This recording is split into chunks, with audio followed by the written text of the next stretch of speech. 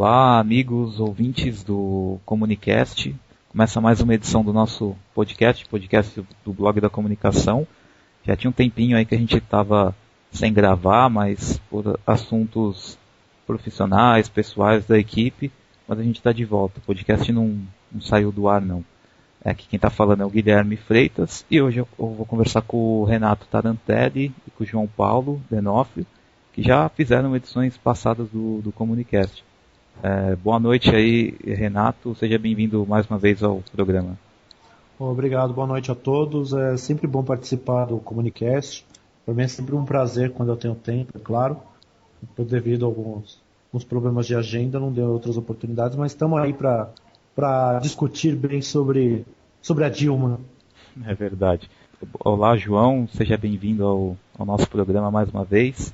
Vamos aí debater sobre os primeiros meses de Dilma Rousseff na presidência. Olá, Guilherme. Olá a todos que estão ouvindo o podcast.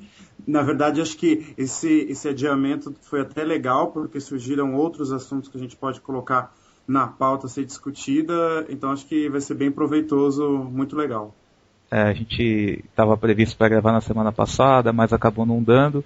E aí a gente ganhou uma semana e nessa semana teve o escândalo aí, né, mais uma confusão que se meteu o Palocci, que atualmente é o ministro da Casa Civil. Ele foi acusado aí das empresas dele terem enriquecido no período em que ele ficou afastado, né, do governo Lula. Então a oposição chiou, a oposição reclamou, correu atrás e essa semana, né, teve uma sessão lá na Câmara dos Deputados, onde os deputados acharam melhor não falar do assunto e deixar o Palocci de lado. E aí, muita gente, pelo menos na internet eu pude ver, muita gente questionando e criticando essa postura aí da Câmara dos Deputados. Vamos começar então por esse tema, né? O Palocci mais uma vez metido numa confusão. O que você pode falar desse caso, Renato? Você acha que o Palocci vai conseguir se manter no governo? O Palocci pode cair, como foi no caso do Casedo lá no governo Lula? O que você acha de mais uma vez o Palocci estar nas capas de jornais por escândalos? Eu acho que o Palocci não vai cair, primeiro. Eu acho que ele já passou por bocados piores e nem se abalou nada. Eu acho que ele vai continuar como sendo ministro da Casa Civil. Eu só acho complicado, né, ele dizer que o seu patrimônio multiplicou 20 vezes por conta de consultoria, né? Eu acho que se consultoria desse tanto dinheiro, teríamos muitos consultores por aí, né? Mas eu acho complicado essa falta de hombridade principalmente do Senado a fazer de conta que nada aconteceu. Deixa lá, mexer com o quê? São só 20 vezes o valor do seu patrimônio. Nada absurdo. Isso eu acho um absurdo, isso. Esse problema aí é aquela coisa de uma mão lavar a outra, né, na política. Então acaba deixando de lado, porque se aconteceu com ele, pode acontecer comigo, aí fica tudo em casa, né, como eles diriam. E o que você acha desse caso, João? Mais uma vez aí o Palocci metido numa confusão. Você acha que pode prejudicar a própria Dilma, né, que nomeou ele para um cargo importante, né, a Casa Civil? Na minha opinião, eu acho que esse caso merece importância, porque eu não acho que não existe o risco do Palocci cair. Eu acho que ainda há uma chance, o caso está rolando ainda, apesar da negativa do Congresso em abrir uma investigação mais profunda a respeito disso. Apesar disso, a Procuradoria-Geral da República está investigando o caso, mas de qualquer forma afeta a imagem da Dilma e a gente pode dizer que é a primeira grande crise do governo Dilma, porque o Palocci é considerado um dos homens de confiança da Dilma. Ela, logo depois que ganhou a eleição, ela fez questão de indicar o Palocci já de cara como ministro-chefe da Casa Civil. Então quer dizer que ele conta com um grande respaldo, principalmente por parte dela. Então qualquer tiro que ameace o Palocci gera preocupação nela, né? Eu tenho lido alguns especialistas dizendo que alguns assessores da Dilma estão aconselhando ela a parar de apostar todas as fichas no Palocci sempre, de ter sempre ele como um grande interlocutor do governo e mirar em outras pessoas, apostar em outras pessoas, alguns outros nomes, porque senão ela pode sempre sair prejudicada, porque parece que o Palocci tem uma certa... ele está sempre ligado a algum escândalo, a alguma coisa, né?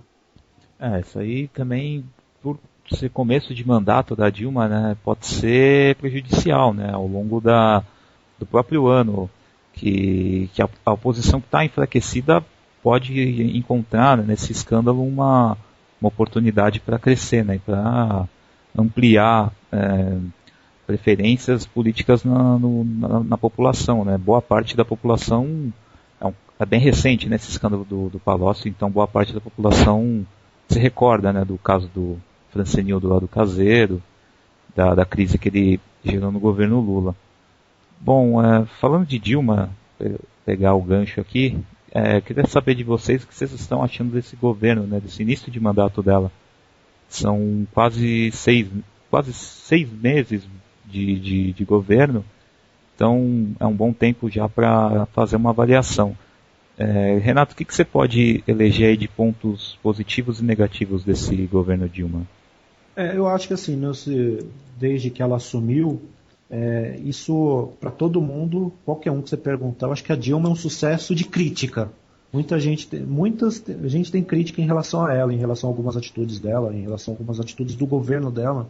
Mas tem alguns pontos assim que eu acho que a gente tem que ir um pouco mais a fundo, principalmente em relação a forma como ela está lidando com o Irã.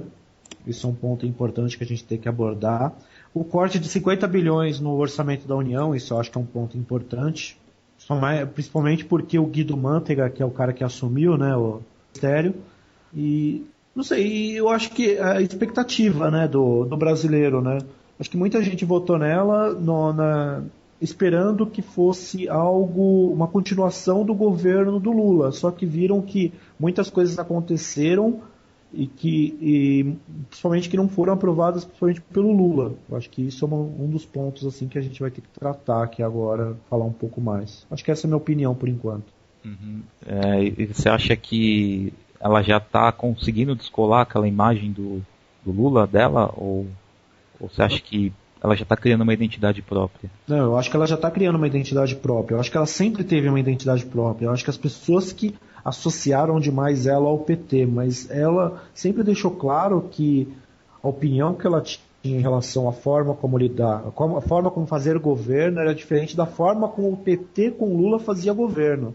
Eu acho que ela tem as opiniões dela, é uma pessoa forte, né, em relação, difícil de lidar, e ela já está deixando a marca dela no governo brasileiro, principalmente inflação, crise econômica, crise financeira e por aí vai. Certo. São reflexos. João, o que você acha do governo Dilma? Você acha que a gente pode chamar mesmo de primeiro governo Dilma e não de terceiro governo Lula, como muita gente fica falando? Olha, eu concordo com o Renato e até tocar nesse ponto, eu vejo a Dilma como uma pessoa mais forte que o Lula e realmente ela está imprimindo a marca dela. Eu posso afirmar que eu era uma das pessoas que estavam meio descrentes, achando que ia ser o terceiro mandato do Lula, e na verdade não, ela tem... Eu costumo dizer que o Lula fez o grosso da história no combate, por exemplo, à pobreza e tal, e talvez a Dilma esteja empenhada agora em trabalhar alguns pontos específicos dessa agenda que o Lula trabalhou nos últimos 2 mandatos dele, né? Ela adota nesse começo de mandato uma postura que eu vejo como mais discreta. O Lula tinha uma presença bem mais marcante no começo do mandato dele, fazia discursos bastante eloquentes, com toda uma forma de chamar a atenção para tudo que ele estava fazendo, que ele estava mudando, o que era natural, porque era uma transição para a oposição no governo, né? E a Dilma não, ela adota uma postura bem mais discreta, não faz tanta propaganda de si mesma. Eu acho que esse que é o grande diferencial. É claro que a inflação tem preocupado um pouco, mas eu acho que esse não é um problema isolado, não é só brasileiro e sim do mundo todo, né? A Dilma tem uma característica totalmente diferente do Lula, né? Você vê que ela é muito reclusa. Ela não gosta de ficar se aparecendo, de dar muita entrevista, ela gosta de trabalhar duro, chega lá, fica o dia inteiro trabalhando, fala com poucas pessoas. O Lula ao contrário, né? Gostava de ir em palanques, de ir em eventos, de aparecer. E essa é uma característica que eu acho que era provável que ocorreria, né? Tendo em vista o perfil da Dilma, né? Aquele perfil de gerente mesmo, né? De pessoa que fica lá mesmo trabalhando nos bastidores, quando ela estava na Casa Civil ficava atrás dos bastidores, mas sempre você via que era uma pessoa que não gostava muito de ficar se aparecendo, como outros ministros, né, no governo Lula sempre gostavam de aparecer em palanque, na televisão, em eventos, etc. Bom, como vocês falaram da inflação, vamos chegar aí já no finalzinho do programa.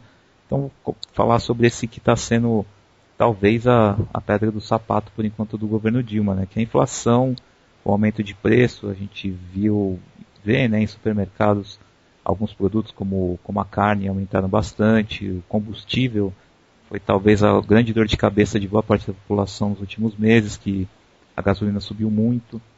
E eu queria saber de vocês a respeito dessa inflação, né, desse pequeno problema aí do governo Dilma. O que vocês podem me dizer, né, do dia a dia de vocês? Vocês sentiram também no bolso essas mudanças aí? Ou vocês acham que não teve tanto, para vocês assim, não pesou tanto essa pequena inflação? Pode começar, por favor, Renato. Então, esses dias, lembro, foi essa semana, acho que foi segunda-feira, eu estava vendo na conta corrente, o programa lá que passa na GNT, na GNT não, no Globo News, e estava um dos presidentes lá da Petrobras falando exatamente sobre o valor do petróleo, né, referente ao aumento do petróleo. Segundo ele, o petróleo teve um aumento de 40 centavos. Só que esses 40 centavos não foram totalmente repassados para a população. E teve uma diminuição agora, que não foi. Mas assim, teve lugares que o valor da gasolina chegou a R$3, onde antes custava R$2. Então isso foi um aumento de 50%. Muito mais do que os 40 centavos que ele falou. Mas isso não foi só no Brasil. Eu acho que o petróleo no mundo inteiro teve um aumento, né? Mas um aumento mais considerado por conta da crise no Oriente Médio, dos problemas das petrolíferas nos Estados Unidos e por aí vai. Eu acho que essa é a minha opinião que eu tenho em relação ao petróleo, em relação à crise no petróleo. Mas teve vários outros itens fora do petróleo, que sofreram um aumento no valor e que influenciaram principalmente. Tem vários outros itens, principalmente da cesta básica, que sofreram aumento. E é engraçado você ouvir por aí que, tudo bem, tem vários itens da cesta básica que tem redução de imposto. Mas se você pegar, por exemplo, a cesta básica em si, se você somar todos os itens, ela tem um imposto de mais de 100%. Isso se torna meio que engraçado, né? Então não tem como você não falar dizer que os preços aumentaram, ou que teve uma inflação, ou que teve um aumento na moeda em si, mas quando você vê esse tipo de coisa acontecendo, quando você vê o preço da carne indo lá em cima, quando você vê o preço do petróleo indo lá em cima, quando você vê o preço do leite indo lá em cima, e as pessoas e o governo falar que não, a gente teve uma inflação de 2%, ou menos de 2%. É complicado. A propaganda, né, do pré-sal é um dos maiores produtores de petróleo no mundo e não era para a gasolina ser tão caro, né? E acabou da gasolina subindo assim absurdamente. E o que você pode falar a respeito desse problema aí dessa pedra no sapato da Dilma, João, você acredita que é uma coisa passageira, uma crise passageira, crise que vai, dependendo também do mercado internacional, veio para ficar? O que você pode acrescentar no comentário do Renato? Guilherme, eu acho que é bem o que você falou, né? A gasolina é sempre, o petróleo é sempre uma pedra no sapato, né? Apesar do Brasil ser autossuficiente, assim como os outros países produtores, ele sempre é afetado pelo preço, né, da commodity lá no exterior. Então eu acho que assim, é um problema que a inflação alta que a Dilma e a equipe econômica do governo estão tentando conter, né, para que os economistas costumam dizer que o Brasil, que já sofreu muito com inflação, né, ele tem que, ao menor sinal do problema, tem que agir com todas as forças para controlar o dragão, né? Então, essa história da inflação criou até alguns mal-estares, porque a Petrobras primeiro anunciou que ia aumentar a gasolina, foi desmentido pela Dilma, que falou que não iria aumentar o preço. Então teve uma certa queda de braço nos bastidores do governo, em todo esse empenho da Dilma em controlar a inflação, em tentar alinhar isso com a equipe econômica. É um desafio, claro, a população sente isso quando vai ao supermercado, já que muitos produtos já estão registrando queda nas vendas, né, em volume, porque as pessoas estão substituindo produtos, porque esse está mais caro ou aquele está mais barato. Então, o consumidor brasileiro sabe se comportar diante de um quadro desse, mas é sempre bom ficar de olho, né? Até porque logo depois da ditadura teve uma inflação muito mais grave, né? Por isso que você falou que sabe se comportar. Então, muita gente hoje não está nem tão assim em pânico quando era há uns 20 anos atrás, né? Quando o governo Sarney e Collor quase quebraram lá a economia. É claro que se você pegar a população mais jovem, talvez não esteja tão acostumada assim com a inflação, né? Para eles ainda é um cenário que é diferenciado, né? Mas eu acredito que a maioria da população se lembre muito bem ainda daquele tempo e saiba apertar os cintos, né? Só para constar, assim, eu acho que um item importante a se falar, a importação de gasolina, só no último mês de março, não foi nem abril, de março, teve um aumento de 31% em relação ao mesmo período do ano anterior. Quer dizer, isso é um detalhe, eu acho importante, né? Você falar, a partir do momento que o país começa a consumir mais gasolina de fora, é porque coloca em xeque duas situações, né? Primeiro, será que o país é totalmente autossustentável? E segundo, por que eu estou importando se a gasolina que eu produzo ela é mais barata do que a gasolina importada? Eu acho que é um ponto a se considerar, a se pensar, né? Isso é uma coisa assim que o governo normalmente não gosta de ficar falando, né? Mas a gente vê, né, até na própria fronteira, muita gente atravessando para abastecer na Venezuela, que a gasolina é muito mais barata. Então fica até um pouco de mal-estar, né, com o próprio governo. Essa questão de, poxa, a gasolina, o Brasil era para ser um país que a gasolina tinha que ser mais barata por causa das reservas de petróleo, de pré-sal, e ao contrário, é um dos países onde o preço da gasolina é um dos mais caros. Por incrível que pareça, no Brasil a gasolina é 80% mais cara que a gasolina vendida nos Estados Unidos. E outra coisa, o Brasil importa quase 13% de toda a gasolina comercializada, consumida nos Estados Unidos. E a gente consegue ser 80% mais caro aqui do que lá. Entra nesse fator, na minha opinião, o peso dos impostos também, né? Como a gente sempre sabe, né? O famoso vilão, né? A gente paga muito imposto e a gasolina, né, e os derivados do petróleo não tem nenhum privilégio, né? Essa coisa de importação é absurdo comprar produtos de fora, né? A gente acaba pagando quase que o dobro do valor do produto original. Então, esse eu acho que é um dos maiores efeitos que tem na economia do Brasil, que deveria ser reajustada, deveria ser repensada, porque acaba lesando o consumidor, né? Aquele que vai comprar, não os bancos, que acabam até lucrando muito com juros e com essas taxas absurdas que a gente tem que pagar. Bom, a gente vai finalizando mais um Comunicast, mas antes eu gostaria de perguntar para vocês a respeito do governo Dilma. Vocês estão gostando do governo? Acha que dá para melhorar? Qual a avaliação de vocês aí, se vocês pudessem dar uma nota aí para o governo Dilma? Então, eu acho que assim, por mais que o governo Dilma seja um governo cheio de críticas, eu acho que está indo bem. Dentro do esperado, está indo muito bem. Ela está segurando muito bem essa crise econômica que assombra tanto aqui dentro quanto lá fora. E ela está mostrando a sua cara para o tipo de governo que ela vai fazer nos próximos 3 anos, aí, um pouco mais de 3 anos.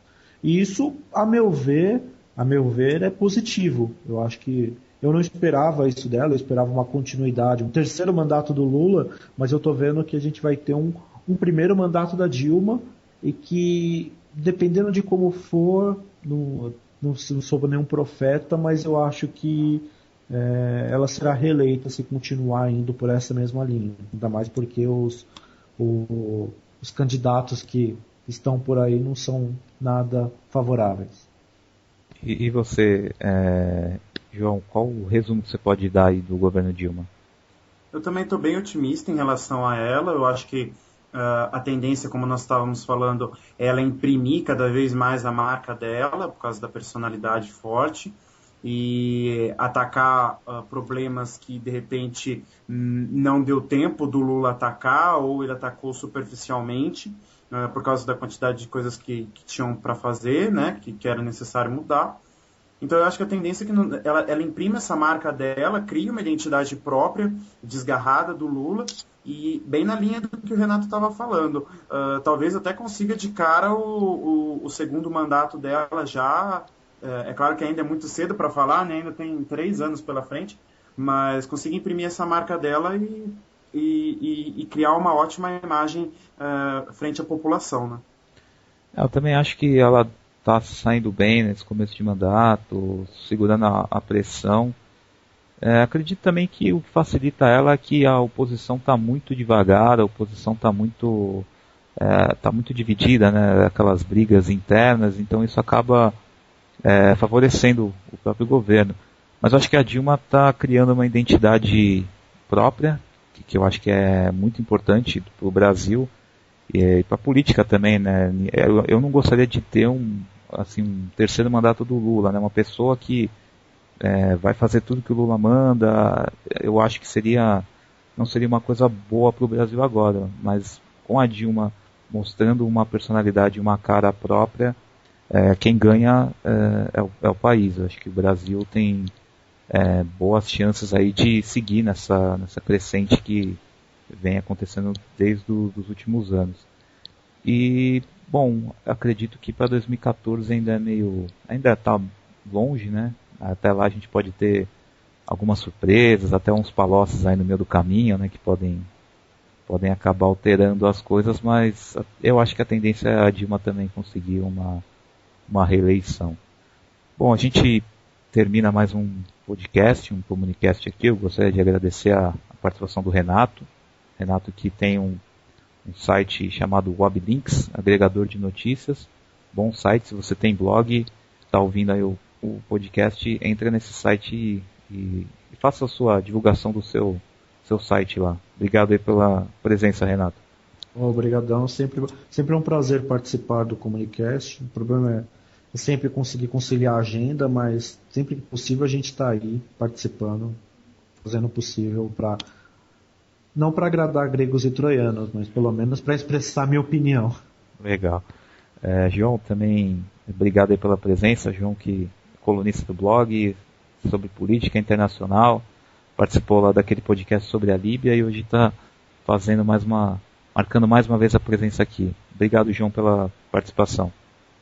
Sou eu que agradeço, Guilherme. Acho que é sempre muito bom a gente poder falar sobre esses assuntos, emitir várias opiniões para enriquecer cada vez mais o conteúdo de todo mundo, né? Acho que ajuda todo mundo. Então, é sempre um prazer aí e obrigado pela oportunidade. Legal, a gente fica por aqui. Você conhece o nosso site lá, o www.blogdacomunicacal.com.br. Tem os outros podcasts lá para quem quiser ouvir. Tem artigos variadíssimos do governo Dilma. Então você pode acessar lá que você vai encontrar mais artigos e opiniões da nossa equipe. Obrigado a todo mundo e a gente volta num próximo programa. Um abraço.